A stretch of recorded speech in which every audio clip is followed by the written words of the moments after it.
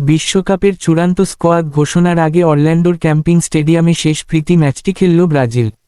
তাতে ফল সন্তোষজনক। ক্রোয়েশিয়াকে ৩-১ গোলে হারিয়েছে কার্লো আনচেলত্তির দল। আগের ম্যাচে ফ্রান্সের বিপক্ষে হারের একাদশে ৬টি পরিবর্তন আনেন ব্রাজিল কোচ আনচেলত্তি। তাতে ব্রাজিলের খেলায় ধার ফিরতে শুরু করে, যদিও প্রথম গোলটি ব্রাজিল পেয়েছে একটু দেরিতে। প্রথমার্ধে যোগ করা সময়ে ভিনিসিয়াস জুনিয়রের পাস থেকে গোল করেন দানিলো। ক্রোয়েশিয়া ম্যাচের আগে সংবাদ সম্মেলনে আনচেলত্তি জানিয়েছিলেন, দানিলোর বিশ্বকাপ স্কোয়াডে থাকা নিশ্চিত। আজ তার পারফরমেন্সে খুশি হওয়ার কথা আনচেলত্তির। ম্যাচের ৮৪ থেকে পরবর্তী ৮ মিনিটের মধ্যে হয়েছে আরও ৩ গোল। ৮৪ মিনিটে ক্রোয়েশিয়ার সমতাসূচক গোলটি করেন লাভোরো মাজের। এর ৪ মিনিট পর পেনাল্টি থেকে গোল করে ব্রাজিলকে আবারও এগিয়ে দেন ইগোর থিয়াগো। যোগ করা সময়ে করা গোলটি গ্যাব্রিয়েল মার্তিনেল্লির। অর্থাৎ ৫ মিনিটের মধ্যে ক্রোয়েশিয়ার জালে ২ গোল করেছে ব্রাজিল। দানিলোর গোলে বড় অবদান ভিনির। ম্যাথিয়াস কুনেহার পাস থেকে ৩ ডিফেন্ডারকে কাটিয়ে গোল বানান রিয়াল মাদ্রিদ তারকা। ক্রোয়েশিয়া বিরতির পর একটু দাপট বিস্তার করে খেলেছে, গোলটি তারই ফল। তবে গোল হজম করার পর ব্রাজিল আবারও খেলার ধার বাড়ায়। ক্রোয়াটদের বক্সে এনোদ্রিক ফাউলের শিকার হলে পেনাল্টি পায় ব্রাজিল। কুনেহা ও জোয়াও পেদ্রো একাধিকবার ক্রোয়েশিয়ার গোলকিপার দোমিনিক লিভাকোভিচের পরীক্ষা নেন। বিশ্বকাপের স্কোয়াড ঘোষণার আগে শেষ ম্যাচ বলেই হয়তো এ ম্যাচে পরীক্ষা নিরীক্ষা একটু বেশিই করেন আনচেলত্তি। ৮ জন বদলি নামান। ফ্রান্স ম্যাচের মতো এ ম্যাচেও গ্যালারি থেকে ভেসে এসেছে নেইমারের নামে দর্শকদের স্লোগান। প্রথমার্ধে একটু কম হলেও বিরতির পর নেইমারের নামে স্লোগানে আওয়াজ বেড়েছে। মারাকানা স্টেডিয়ামে আগামী ৩১ মে পানামার বিপক্ষে প্রীতি ম্যাচ খেলবে ব্রাজিল। এরপর যুক্তরাষ্ট্রের ক্লিভল্যান্ডে ৬ জুন মিশরের বিপক্ষে বিশ্বকাপের আগে খেলবে শেষ প্রীতি ম্যাচ।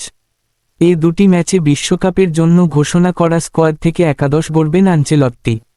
ব্রাজিলের বিশ্বকাপ স্কোয়াড ঘোষণা করা হবে আগামী ১৮ মে। অন্যদিকে সেই লিওনেল মেসি এক্স ফ্যাক্টর।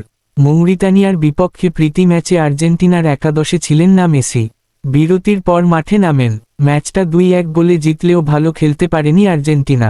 আজ জাম্বিয়ার বিপক্ষে প্রীতি ম্যাচে মেসিকে একাদশে খেলানোর কথা আগেই জানিয়েছিলেন আর্জেন্টিনা কোচ লিওনেল স্কালোনি।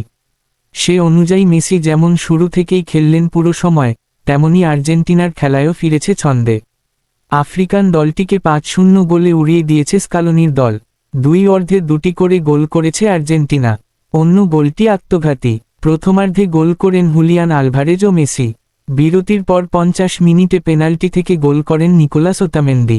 এর ১৮ মিনিট পর আত্মঘাতী গোল জাম্বিয়ার ডিফেন্ডার ডোমিনিক চান্দার। যোগ করা সময়ে ভ্যালেন্টিন বার্কো করেন ম্যাচের শেষ গোল। বর্তমান সূচি অনুযায়ী ২০২৬ বিশ্বকাপের আগে ঘরের মাঠে এ দুটোই ছিল আর্জেন্টিনার শেষ প্রীতি ম্যাচ।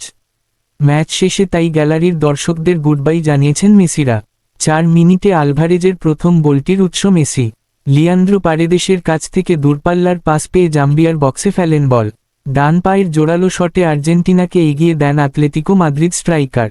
প্রথমার্ধ শেষ হওয়ার ২ মিনিট আগে গোল পান মেসি। আর্জেন্টিনার জার্সিতে দেশের মাটিতে এটাই হতে পারে মেসির শেষ গোল। ৫০ মিনিটে আর্জেন্টিনার পেনাল্টি পাওয়ার নেপথ্যে থিয়াগো আলমাদা। জাম্বিয়ার বক্সে ফাউলের শিকার হন তিনি।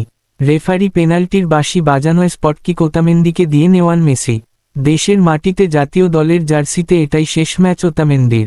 বিশ্বকাপের আগে আর্জেন্টিনার আরও ২টি প্রস্তুতি ম্যাচ খেলার পরিকল্পনার কথা এর আগে জানিয়েছিল দেশটির সংবাদ মাধ্যম। একটি ম্যাচে প্রতিপক্ষ হিসেবে সার্বিয়া নিশ্চিত হলেও অন্য ম্যাচের প্রতিপক্ষ এখনও ঠিক হয়নি। সার্বিয়ার বিপক্ষে ম্যাচটি হবে যুক্তরাষ্ট্রে। আগামী ১১ জুন থেকে শুরু হবে বিশ্বকাপ। এবার আয়োজক দেশ যুক্তরাষ্ট্র, মেক্সিকো ও কানাডা। ধন্যবাদ ভিডিওটা শেষ পর্যন্ত দেখার জন্য। লাইক, কমেন্ট আর শেয়ার করতে ভুলবেন না। সাবস্ক্রাইব করে আমাদের সাথে থাকুন। কেমন লাগলো জানাবেন নিচে। আগামী ভিডিওতে আবার দেখা হবে, ইনশাআল্লাহ।